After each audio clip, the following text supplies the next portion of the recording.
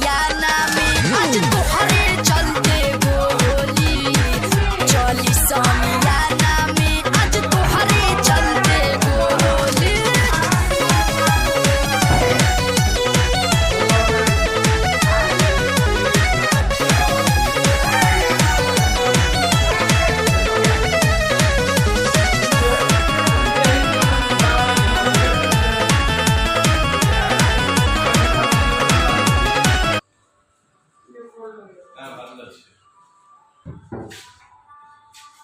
এটা কি? এটা ওয়াশিং মেশিন আছে। এটা এরকম ওয়াশিং মেশিন তোমাদের? কিরকম করে ওয়াশ করে এখানে? এটা